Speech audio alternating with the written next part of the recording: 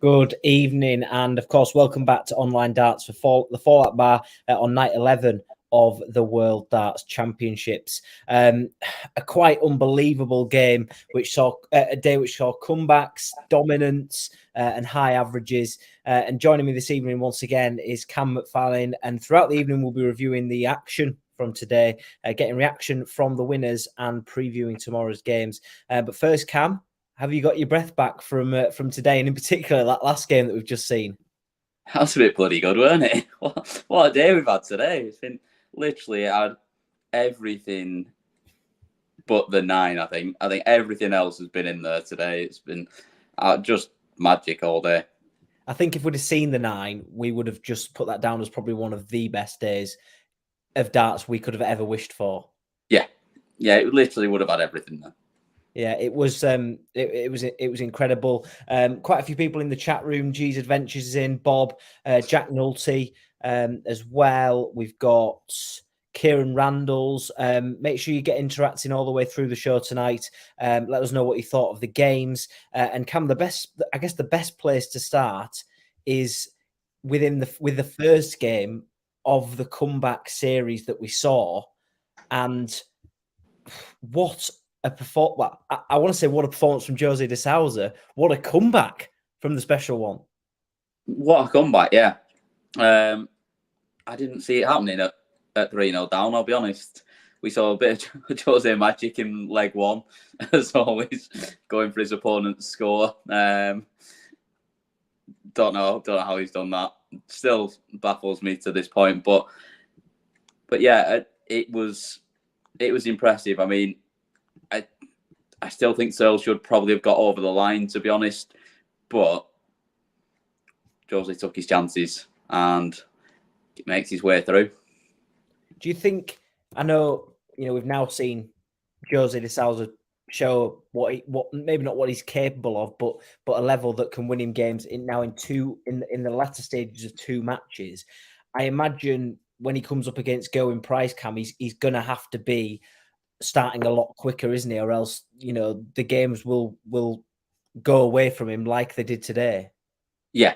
If he starts like that against Gezi, he doesn't come back at that point. There's no way Gezi's letting you off the hook from 3-0 up. It just doesn't happen. He's too good and he won't miss those chances. But yeah, to get over the line having missed 43 darts at a double is astounding, really. But at the end of the day, he did what he had to do. He got given an opportunity and he took it. And I thought it's not something we always see from him, where he is up against it to come back like that. So he's got to give him a little bit of hope that if he gets off to a faster start, he's going to be hard to peg back if he can finish like that at the end. A word on Ryan Searle as well, because he had missed a match dart at 3-1. The chance was there for him to essentially round off what would have been a really impressive performance. He raced away from Jose early on. A word on him though, and essentially his game completely, I guess, not falling apart, and he wasn't blown away by Jose in any manner, but he just couldn't find the levels that had seen him race into a lead. No, and that's the point. I mean, he's finished up with less than 88 as an overall average, which shows you that even probably racing into the 3-0 lead, he wasn't at his best that we know he's capable of. But when that dipped a little bit further, he found it really tough and just couldn't seem to get back to. Because, like you say, he didn't suddenly need to be jumping up and averaging 110 for a set to get over the line. Just nudging it up to probably early 90s would probably have been enough. And he just couldn't seem to find it when he needed it. And it's something that he's going to have to learn to do. But, I mean, he's good enough and he's got time. And I'm sure we will see him win a lot of games up on that stage over the next few years. Yeah, and I guess, just sort of reflecting on the game as a whole, that this is the beauty of set play, isn't it? In the way that, yeah, you're 3-0 down, but if you can win the most important legs at the right times, you can steal sets on throw and off throw. Well, Jose de Souza spoke to Phil after his win, a rather relieved Jose de Souza, and here's what he had to say. No, of course not. I have to make pressure since the beginning, or I'm dead. How much more are you going to have to raise your game against Gerwen in that game? Well, I think the way I play, it's good. I just have to make my doubles in the right time. When I have the occasion to make my double, I just have to do it. And we will see what's happened. Jose, congratulations. You're welcome. And he also has to get his counting right, Cam, because some of those were laughable today. Yeah, I mean, it was just the fact that it was in the first leg as well. It's not like he's got himself into a bit of a battle and he's got a bit in his own head and switched off a little bit. I mean, it's the first leg. Like, he should be on it at this point at least. Like, I don't even know how he does it. Like you've got two separate scoreboards. You know which side's yours. Like, I don't know. And even if that fails and you forget which one of them's yours, even though it says your name on the top of it, you've then got the big one up at the top and it's got your name above the score anyway. So I just don't know how he's done it. He's clearly just spotted 102 and then he's not concentrating and he's gone, oh yeah, that 102 must have been mine, not the 71 that I'm actually on. It does make me laugh. And we were talking a lot about comebacks after that game. Cam, I'm still, I guess, sat here scratching my head wondering how Alan Soutar has managed to win this game against Danny Noppert, because Danny Noppert completely crumbled after getting 2-0 up. Yeah. To 2-0 up, I honestly didn't think Souza was going to get a set. I thought it was going to be 4-0 to Noppert and done pretty quickly because Souza was nowhere near it. He wasn't playing particularly well, and Noppert was flying. He was outscoring him. He was better. Well, he actually wasn't better on the outer ring, but Souza just wasn't getting any chances. I think through 2 sets, he'd had one dart at the bullseye and hit it, and that was it. But yeah, it just I don't know what happened. I mean, Noppert's a pretty calm character generally. Like, he doesn't get too stressed or sort of lose his head, but he did a bit today because it wasn't like Souza nicked the next few sets. He kind of walked them as well. Strange one for me, really. But Alan Souza we know this, he never ever gives up. And you don't want to get into a scrap against him because he tends to come out on top. Yeah, I mean, from my own sort of, from having had the game on and everything, whilst the first 2 sets were as dominant and as best we've seen Danny Noppert throughout the year, really. He was dominant, he was scoring well, he was clinical on the outer ring. He only then picked up 2 legs for the remainder of the game. Is there any way we can justify the drop in the performance? Because for me, I'm struggling to see how there has been such significant drop. Yeah, it does baffle me because it's not like that was the first break, because they have a break after set 1 as well, and he came out after that still flying. Maybe if it had been, it's a good point. It's a good point in the chat there. The Wasp made its return. It wouldn't be the Ali Pali, and it wouldn't be the World Championships without the Wasp making an appearance at some point.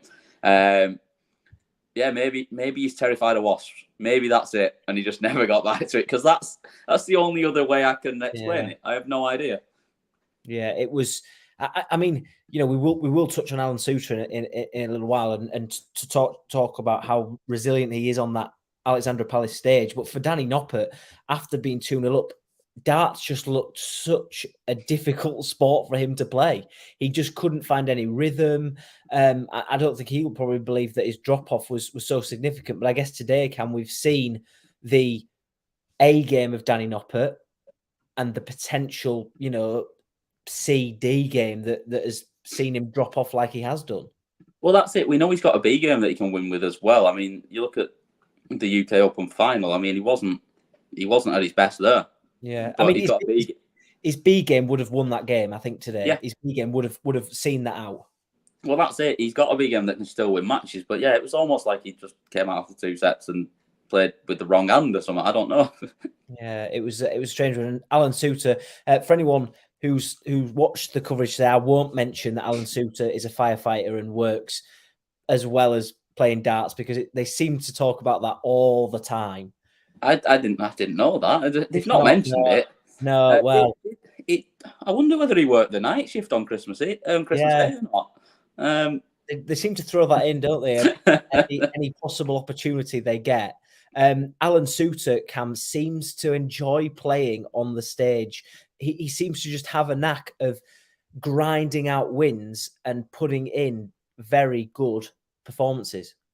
Yeah, exactly that. I mean, he very rarely sort of goes up there and dazzles. He just wins games, and he just seems to have a knack of, like you say, just getting over the line when it matters, and sort of when it's important down the stretch, he's the one that's kind of pulling out the result. So, would not fancy being up against him. No, definitely not. Well, here's what Alan Soutar had to say after he picked up a victory today. I watched Danny's game, the second round game, and watched what he does, and we studied it, and he had a great first set and a great fourth set, but he fell asleep in the middle, and he'd done exactly that again.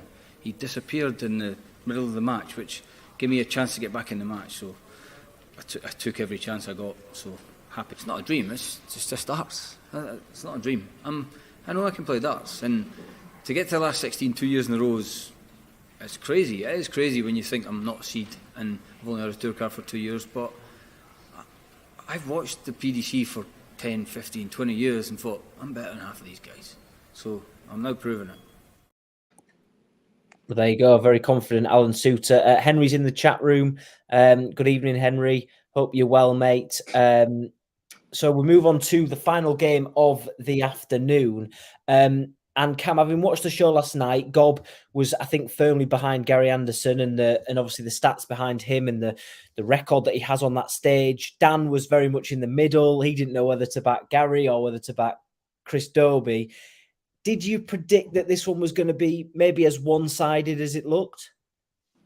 I was probably kind of with Dan on this one. I didn't have the foggiest idea of which way this one was going to go, and I couldn't pick it. I couldn't decide whether I thought we'd just see Gary come up there and be vintage Gary, which after set one I certainly thought was exactly what we were going to see. It was about 115 average or whatever it was, or whether we'd see Chris just firing an absolute hatful of 180s and sort of run away with it. It was a tough one to call, and I certainly didn't see it being this one-sided after set one. I thought that we were going to see a proper back and forth that would go a long way, but it seemed like Chris had a little bit of fire in his belly, especially at the end, from what we saw as well. Yeah, we will touch on that in just a little while. But for those who didn't watch the game, and barring the first set and then the fifth set, the three in between, Cam, were all won in last leg deciders, and I guess with set play that can either make or break your chances in competitions like the World Championships.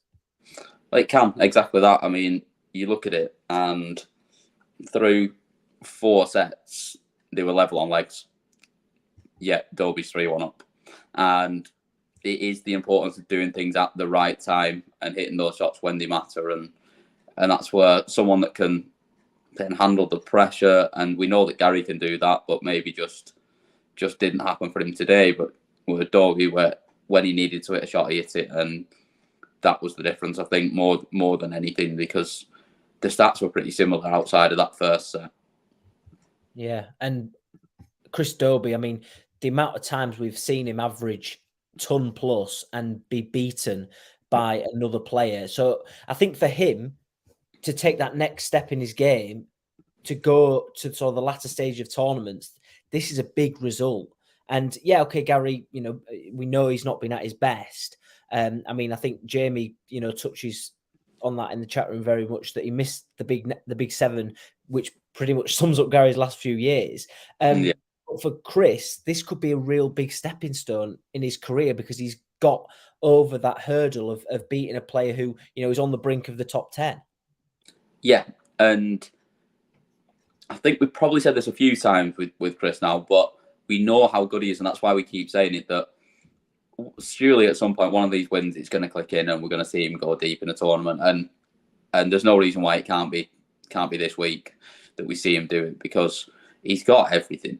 Like, the guy really has got everything, and he's not someone that really crumbles under pressure. He seems to thrive on the big stage and put in some of his best performances up there as well. So it could be a really, really big chance for him to go deep now and have a real good run at this. And finally, Cam, a word on Gary Anderson. For those who are big Gando fans and are fully in his corner, is this a worrying time at all for those fans that he's this is, I think, someone I'm trying to find in the chat room here where there was a stat, Bob saying there that Gando played awful, first time since 2010 he's not made the last 16. Is it worrying times for Gary Anderson fans at the moment? As a Gary Anderson fan, as one of those, yeah, I think it is a little bit, because we know he doesn't like playing week in, week out. We know he doesn't like the grind of it. He doesn't particularly like to practice, although he did say earlier on today that he has actually been practicing a lot over the last couple of weeks with Ryan as well. I mean, they're going to have a bit of time, both of them, now to practice, because they've both gone today. Maybe they've been practicing too much, I don't know. But yeah, I think seeing him not turn up and do it at this tournament, which he always does regardless of how he's been playing or what he's been doing in the build-up, is when you start to get a little bit concerned about, not even has he still got it, can he still do it? We know that. We know he can turn up on any day and do that, but is the desire still there, and how much longer is he going to still do it for? Yeah, exactly that. Well, here's Chris Dobey. He sat down after his victory over Gary Anderson this afternoon. Yeah, kind of upset us. Obviously, I don't want to go into too much detail, but there was only going to be one win after the break, and it's hard to deal with what's going on in your head on stage. I try and compose myself throughout the game, and obviously after what was said on stage, you start thinking things and you can hear every single thing, and it didn't help me. But like I said, I come up there after that break, I come out to do one thing, got it done. Do you feel he was trying to play some mind games with you, perhaps? Well, I don't know. Like I say, I'm still new to the game. I don't know if he was playing mind tricks or not, but like I say, I'm the winner. Who cares? It worked though, because that fire in your eyes and that determination was certainly there. Yeah, of course. Obviously, any win against Gary it's massive, but if he was playing tricks, he doesn't need to. He's a class act. He's quality, honestly. But like I say, you might think he's playing mind games. Something might have riled him up, and obviously he wasn't happy with it. But like I say, I was just focused so much, I blocked everything out. So. Well, there we go. Adam Hinchcliffe has hit the nail. Adam Hinchcliffe 180 has hit the nail. Wonder what Gary said. People will probably find out. What do you reckon, Cam? There looked to be a little bit of needle at the end there. Yeah, there was definitely a little bit there. Pretty professional from Chris, though. He's not giving away what was said or getting into it too much. He was still pretty respectful about Gary as well, even though he did definitely look like he was fuming, to be fair. So yeah, he's not letting on. So I suppose it's one of them we may never know, but that's what it happens, doesn't it? In the heat of a game, in the heat of a battle, things get said or things get taken the wrong way. Chris took it the right way and just went, right, well, rather than getting too heated about it at that point, just went, I'm just gonna beat you now then. Yeah, exactly that. Well, the evening session, got underway with what I thought would have been an absolute classic between Joe Cullen and Damon Heta. Cam, it wasn't, because Joe Cullen played arguably one of the best games we've seen in quite a while from him. Yeah, exactly that. I thought this was back and forth, possibly sort of into a deciding leg, this one. I thought that was what we were going to see from this, but Damon just really struggled on the outer ring, and Joe just took his chances. And I'm just looking at the stats now. I felt he was more clinical on the outer ring than he was. He was still only at sort of 36%, Joe, but it felt a lot more clinical that. And I'm guessing kind of the misses were all in legs where it didn't matter so much. And then in the deciding legs, when it came down to it, every time he was the one taking out those finishes and put Damon away really comfortably, which I really didn't expect. Yeah, Joe's scoring consistently better than Damon Heta's. I know he was outscored by 2 180s in that column, but 20 140s to 16 for the heat and 36 to 28 for the ton plus thrown. Kind of shows, doesn't it, Cam? And Damon Heta with only 19 attempts on the outer ring, what could have been if they'd have gone. But a performance that I guess we probably didn't expect from Damon Heta, but he wasn't really given that many opportunities to maybe change the outcome. No, he wasn't. And I think it's one of those. 4-0 probably flatters Joe a little bit. I don't think Damon played as badly as getting whitewashed. But if you don't take your chances up against the best players in the world, it's going to happen to you, because we know how good Joe is. We've seen what he's done on this stage and on other stages for the last few years. And if you keep giving him opportunities, these days he ain't letting you off. Yeah, and he looked okay, didn't he? Off against Ricky Evans, he looked okay in that game. Did Joe Cullen? But I guess for the fans that are following him, do you think that's close to his best game today, or do you think there's more that he can potentially give? No, I think there's plenty more. I think we can see him play a lot better. I think we've seen him play a lot better on this stage and lose, actually. Like, you could think back to the MVG game a couple of years ago. He's got plenty more in the tank, and if someone really pushes him, which Damon didn't quite do today, we could see him absolutely go off and fire in another 10 180s and be even more clinical on the outer ring as well. Yeah, and of course that sets up a quite mouth-watering tie against Michael Smith, doesn't it, in the next round? Yeah, give me a bit of that. Yeah, we all want a bit of that. Well, Joe Cullen sat down as all the winners did with Phil, and a very happy Joe Cullen. Yeah, maybe so. Yeah, I just excuse me. I just did an interview there for one of the German TV, and I've had a bit of a different outlook since I lost my mum. And it's just the worst that happens after this is I go home. That's literally the worst that happens. It's not. It's literally a game of darts. What? There's no issue. There's nothing. No one's going to die. No one's going to go anywhere. It's literally a game of darts. So that's the way I've looked at it. And I think that sort of fresh outlook that I've had on it has had a good influence on my game. As you can see, I won the Masters and got in the Premier League. So it's that's the way I look at things now. When the worst happens, I go home. Says it how it is. A bit of freedom off his shoulders. He seems to be in a very good headspace at the moment. Well, that's it. I mean, if you've got that outlook on it that he's got on it, you're standing over that game-winning double. You're not gonna get too switchy on it, are you? Because again, what's the worst that's gonna happen? I might get another shot. I might not. Go on to a family, and it is what it is. So it's a really good outlook. I mean, whether it comes down to that and whether he can hold that together, if he gets to the later stage of this tournament, if he gets past Bully and he keeps going, we'll see, because there is still pressure and we all feel it in those times where it comes to it. But if he can keep that outlook, he's going to be very difficult to beat. Yeah, 100%. Cam, before we touch on the next game, the penultimate game of the evening session, for anyone that's seen any of the clips tonight, they're obviously only shortened down for your viewing. But if you want to watch the full clips and the full interviews with all the winners, then you can go onto our YouTube channel at Online Darts as well. Get all the reaction, the full reaction there. We will just wait and hopefully we'll get some from Michael Smith. Obviously, his game finished quite late tonight. So if we don't, then that will all be on our YouTube channel. So check out the social media pages for the link to that. Now, Cam, I thought prior to the Michael Smith game that this game between MVG and Mensur Suljovic was probably going to be my favourite game of the night. It was pipped at the end, and we'll talk about that in a bit. But what a performance by potentially the champion-elect. Quite possibly from what we saw. But I mean, what a performance from Mensur Suljovic as well. This was just Yeah. brilliant. Like, it was just great to watch. And the finishing from Mensur, the scoring power from Michael, it was just, I mean, he averaged 111 for the most part of this game and couldn't put Mensur away.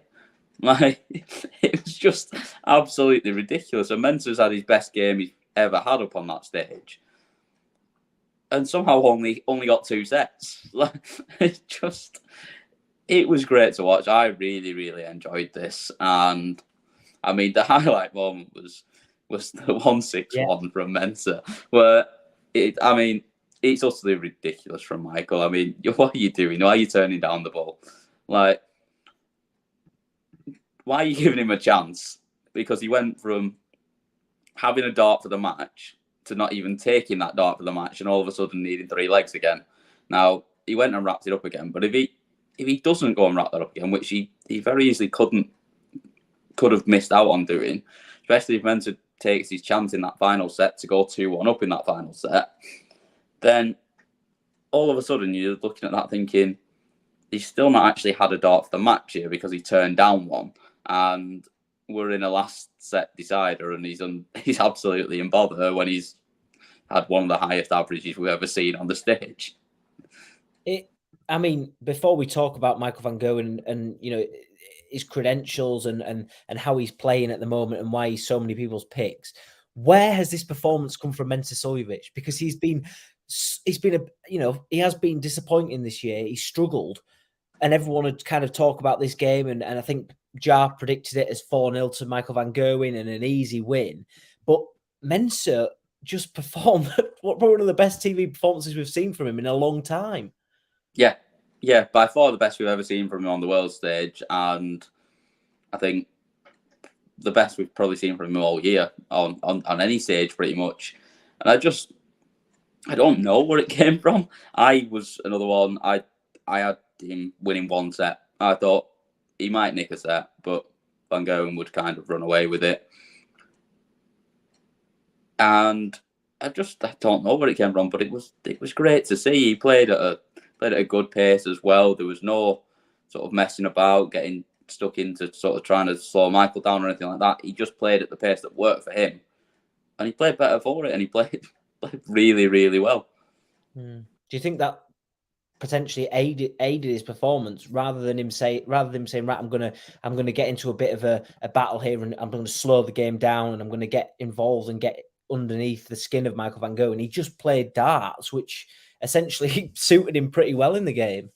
Well, exactly that. I mean, he's gone up there and played his best game by just playing at a pace that was just natural to him. It suited him, and it was fun to see. We saw him giving it plenty as well, which we don't always see from him either. It was just enjoyable to see the back and forth. But what a performance from Michael! Like, you almost think, right, how do you actually beat him here? But at the same time, Mensur nearly did. Like, so how good's he gonna have to play if someone really serves it up to him even more than that? Like, see Michael Smith go up there and average 107, say, if they do meet in the final. What's MVG gonna have to do? Yeah. I mean, that now is Michael van Gerwen's 8th victory in a row. At the moment, he's in some pretty impeccable form at the moment. I mean, Cam, at the start of the tournament, a lot of people have talked about how players will have to build their performances and they will get better and they will get better. And Michael van Gerwen seems to be doing that. If he's currently at this point in the time averaging 107, can we see even better from him? Well, yeah, I think so, because he probably dropped off a little bit to average 107. I mean, for the most part, it was about 111, 112. So I think, yeah, he could go even further. And I mean, he's missed 24 darts at double in that game. So you see him go up there and have one of his games where he just can't miss on the outer ring. It could be 130. Yeah, it's scary. It's a scary thought. Here's Michael van Gerwen after after his win against Mensur Suljovic. Of course, it's a lovely shot for him to hit. Normally, 19 out of 20 times people would have missed, but if I was in the same situation tomorrow, I would do exactly the same. They have to. They also know when they want to beat me, they have to show something special. And I think Mensur played good today, better than he did in the last few years. So for him, there was already a huge step forward, but it still wasn't enough. Luckily for me. There we go. And of course, day 11's, I guess, day of comebacks, as it were, for the majority, was brought to an end by Michael Bully Boy Smith continuing his resurgent form, as we've seen, Cam, with a 4-3 nail-biter right at the end. I guess what a perfect way to finish what's been an amazing day of darts.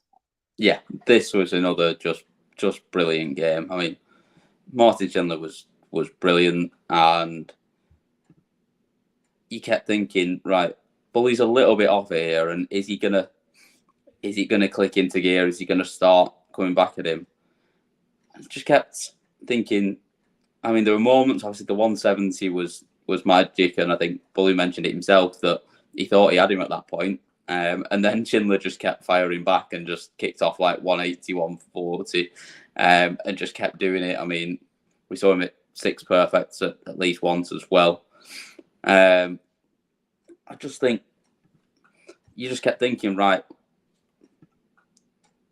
is he going to come back here? And then Schindler takes out 28 to go 3-1 up, and you go, I'm not sure he is now, because I keep thinking that Bully's going to click into gear and come back here, but Schindler's still averaging almost a ton or whatever he was throwing at that point, and I keep thinking he's going to come back. But at the end of every leg, we're seeing Schindler's fist. We're not seeing Michael Smith. So yeah, I do have to, I do feel for Martin Schindler, because 3-1 up, I would have had him. And surprisingly, at 3-1 up, I checked the odds, and Michael Smith was still, at that point, very close to being odds on favourite to win the game. Nuts, isn't it? Like, that's unbelievable. My brother pointed it out to me, and he was like, he's still odds on favourite to win here, which is amazing. But I guess when Michael Smith needed it in the past, maybe this time last year, the doubling wouldn't have gone in. Is doubling on tops was exceptional when he needed it. I thought he was so clinical, and that was potentially the difference between him having an early exit. Yeah, it was, because earlier in the game, he was a little bit ropey on tops, and he was sort of rushing them a bit, dragging it low, and then going inside on 10s and inside on the 5s. And it wasn't sort of clinical, but towards the end, you just didn't fancy him missing it at any point, really. And he just never looked phased. And like you say, it's a result that now he's got that monkey off his back. Now he's won a big event. It's like he's just a little bit more relaxed up there and thinks, yeah, well, you're playing well, but I can still beat you. Yeah, which, what a position for him to be. I kind of agree with Barry as well in this one. Schindler played brilliantly, best I've seen him play on the stage. And, he was, as you touched on, Cam, he was exceptional for the majority of that game. It just felt as if the last set, when he needed that a big leg, he just run out of all energy, hadn't he, towards the end? And Michael just did what he did and picked him off as you'd expect Michael Smith to do. Yeah, I think that last set wasn't the best we've seen from Shindy up there tonight, but he still didn't play badly in that final set. It was just, like you say, there just wasn't quite the magical leg that he found earlier on, just to give him that little bit of breathing space or that little bit of extra time. But he was really good up there tonight, like really, really good. And I think anyone but Michael Smith or Michael Van Gerwen tonight, he might well have beaten. Yeah.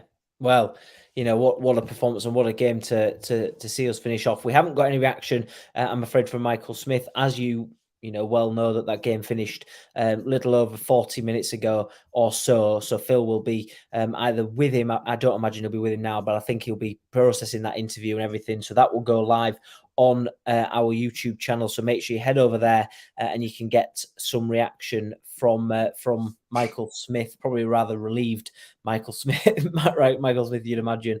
Come on to tomorrow, and the darting action doesn't stop. And I have to say that tomorrow's opening game and last game are probably the ones I'm most looking forward to.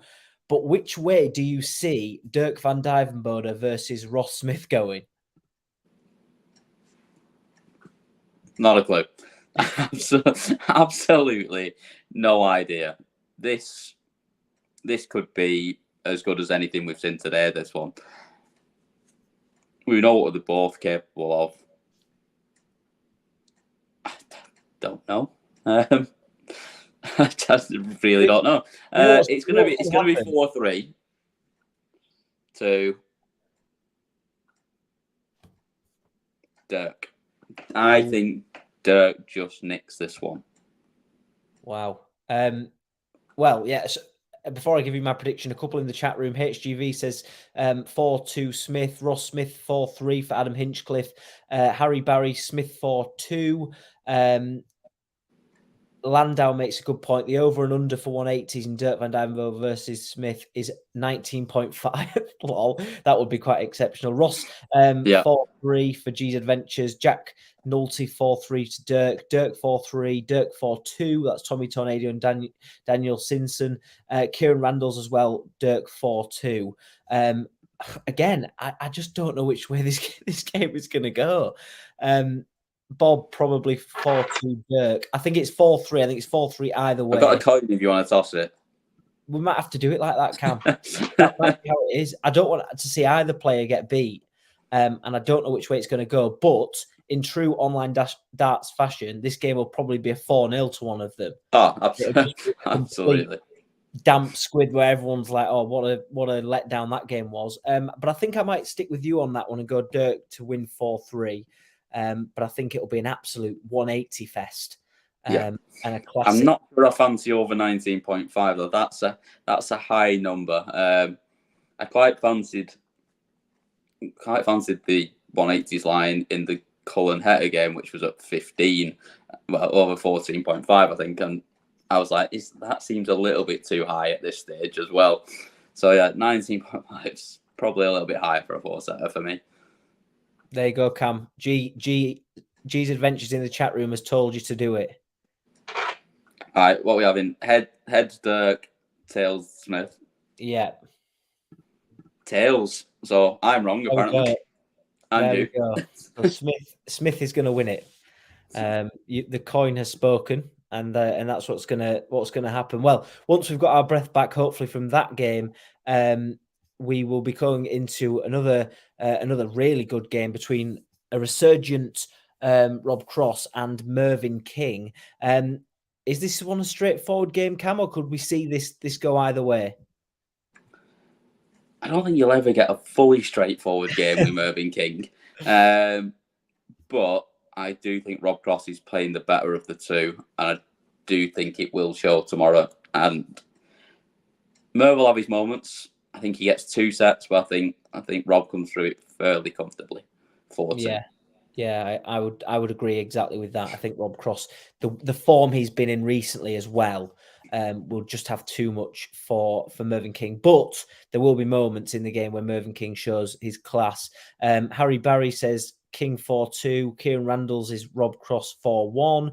4-1 for Rob Cross as well from Bob. Adam Hinchcliffe Cross 4-2. Well, there's lots of 4-2s. Daz Reynolds, G's Adventures, Daniel Syson, Jack Nolte, they're all in our favour, Cam, as well. If Rob produces the game that we know he can, he could have a very good opportunity now of not blowing Mervyn King aside, but making sure that he isn't embroiled in a battle. Yeah, and that's what you got to do. You can't, if you get embroiled in a battle with Mervyn King, you don't often come out on top. So he's got to try and just take his opportunities early on, give himself a little bit of breathing space, and kind of go from there. And hopefully hopefully then, I'm supposed to remain impartial. Hopefully come through it, because I do like Rob, and for me, I want to see him get through this and go on a run. Yeah, well, the Wonder Gods cam have come to our rescue, and the Smith clip is just loading into the software. So we will hear from Michael Smith in a couple of minutes' time. We will just preview the last game of the afternoon session, and it's another all English affair, and it's Dave Chisnall versus Stephen Bunting. Another game that could go either way. Yeah, it could. Again, though, I think this one's I'm leaning towards Dave here and fairly comfortably again. I thought Bunting played okay in his last game. I don't think he played well enough to trouble Chizzy if Chizzy's at it. But we know he's got another level he can go to as well and go and play a lot better than he did as well. So I think for me, 4-2 again to Chizzy, but wouldn't be surprised to see something else happen as well. Yeah. I mean, there's quite a lot of love for Chizzy in the chat room. Daniel Sison says 4-2 Chizzy. Adam Hinchcliffe 4-3. Dave Reynolds 4-1. Tommy Tornado Chisnell 4-1. 4-3 for HGV there for Chizzy. Chizzy 4-1. Bunting 4-3 for Harry Barry. Bob says Bunting 4-2. G's Adventures is Chizzy 4-2 and Chisnell 4-3 for Jack Nolte. Yeah, I think it's 4-2. Look, I thought Dave Chisnell was he battled hard against Andrew Gilding and he was pushed all the way with a 97 average. I don't think Stephen Bunting really had to push too hard against Leonard Gates. But I think Chizzy he'll throw his 180s as he does. And I think he gets the job done relatively comfortably. Before we talk about and predict the evening session, which gets underway with Luke Humphries and Vincent van der Voort, we have a clip from Michael Smith, who got through quite an exceptional game against Martin Schindler this evening. And here's what he had to say when he spoke to Phil earlier on. No, because I was averaging about 105 all the way through. No, I don't know. I had this question before. I would never have quit, but I don't think. Probably no. I don't know. Even then, I wouldn't have quit. I would have fought, but you would have seen my demeanour and the way I handled myself on stage a bit different. But tonight, I nearly went back to the old way, just give it a little scream twice, but managed to hold it together and get the job done. Is that just the mentality you've got from winning that first major tournament? Just changes your mindset completely? No, I think it all comes from the UK Open, losing to Noppert, where 3-0 up cruising and I just went completely gone. And yeah, since then, even playing, I think the Pro Tours and then Premier League and then the US, I've just done it different, and something I had to give, something I had to change. Ross Smith played amazing in the European. Nothing I could do. I did one shot, 112 to make it 9-0, but yeah, something I had to give, and lucky enough it was a Grand Slam. Well, there you go. Reaction from Michael Smith there. And you've got the longer interview, which is available on our YouTube channel. The evening session cam gets underway, and if Luke Humphries plays as we've seen him throughout this year, there's a good chance he blows Vincent van der Voort away. But if Vincent van der Voort plays well, this game could be another tough one. Yeah, it could be. This is going to be a really good watch, I feel, as well. The pace of it's going to be great. We know what you get with Vincent. Obviously, he'll just get up there, play his game. Luke's the same. There's no messing about, sort of rat-tat-tat, and see if the scoring's there as well, which we know they can both do. This one could be an absolute cracker, and we could see an unbelievable game. But I do think Luke's just playing a little bit too well at the moment. See, up to number 5 in the world now, and sort of fully deserving that place with how well he's played over the years. So I think he wins this one, and the risk of just keep repeating myself, I think it's 4-2 again. I had this the last time I was on with Gob, and we were just predicting the exact same. And there's only one thing you know from that. If we keep predicting the same thing, there's one thing that's not going to happen. It's 4-2. Exactly that. Tommy Tornado says Humphries 4-2. Vincent van der Voort 4-2 for Harry Barry. Luke 4-3. Says Jack Nolte. HGV 4-2 to Luke. Vincent 4-3 for G's Adventures. Kieran Randalls as well is 4-3 for Humphries. 4-2 Humphries for Eaton. Jacobs 4-1 Humphries for Adam Hinchcliffe. Vincent van der Voort 4-3 says Bob. Daz Reynolds 4-2. Luke 4-2 as well for Daniel Sison. 4-1 for James Bowden. And Landau says more 4s and 2s than a Sean Dyche team sheet, which is, I'll give you that one, because at 5 to midnight, that is a pretty decent point to pick out as well. Now, Cam, the last 2 games, of course, are our next round matches, because we really are cracking on in this World Championships, and we get started with arguably a potential for a one-sided game if one of the other players doesn't turn up. Yeah, it's one of those. I think if we see Jose start like he did today, we see a game where Gezi just runs away with it and probably wins 4-0, the same as he did against Barney. However, if Jose's at it like we know he can be, and if he plays like he did towards the end of that game, we could see this one go a lot closer, because we've not seen Gezi anywhere near his best yet either. That being said, don't say it. If you say the same one, 4-1. Oh 4-1. my! Going bold. Time, I was going 4-2. I've changed my mind. Yeah. Again, I'm 4-1. I think, I haven't seen enough to be convinced of Jose de Souza. If he performs like we know he can, then fair enough to him, because he has the game. But I think Gerwen Price will win this one. Tommy Tornado. I mean, there's everyone in the chat, barring Jack Nolte, who's currently backing de Souza to win 4-3, and Daz Reynolds as well. There's a lot of Price 4-1s. G's Adventures, Kieran Randalls, Bob. Harry says Price 4-0. Adam Hinchcliffe, Price 4-2. Daniel Sison 4-1 to Price. Price 4-1 for Tommy Tornado as well. And yeah, I mean, look, there's a lot of love for Gerwen Price, and I think the performance from Jose de Souza today probably has aided his cause, and I imagine that he'll be pretty comfortable favourites ahead of that game. And the final match, Cam, of the of day 12. Do we see the bubble that is surrounding Josh Rock broken? Does it pop tomorrow night, or does he continue with what has been an incredible year? This is a really tough one. As Josh Rock keeps telling us after winning games up on this stage, that he's not played anywhere near his best yet. And if he does, then I think he beats Johnny.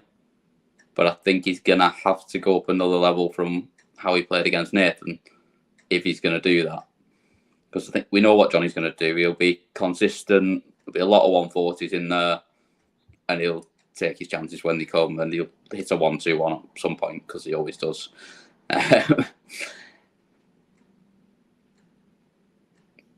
Close to getting the coin out again on this one. Just going for it. But there's probably enough people that think I'm a tosser in here already, so we'll leave that over there. I think Josh Rock wins 4-3, and I think we see him putting his best performance so far up there and get through one that goes to extra legs. Wow. Well, that's it. This game has divided the chat room.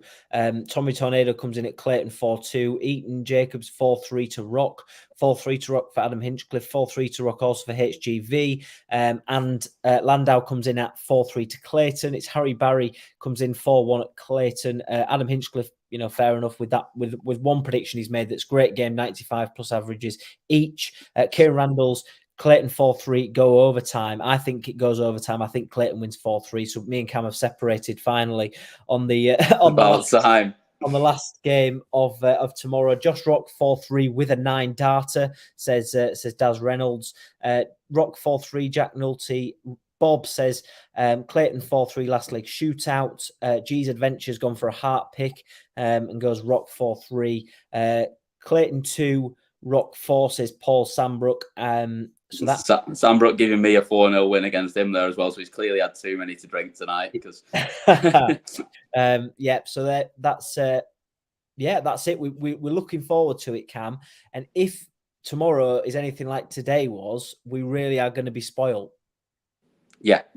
Like bring on more of today. And we've got quite a few there today that we don't, tomorrow that we don't think are going to go quite as close as what we've seen today. But let's have more. Let's have more comebacks and more of what we've seen, because today was just brilliant, and I just want to see more of it. I think we all do. Well, that's all we've got time for, I'm afraid, on night 11 here at Online Darts at the World Championships. I think it'll either be myself or Gob that will be taking the reins again tomorrow. It's whether or not we'll give him another day off. I'll wait and see how he's feeling tomorrow.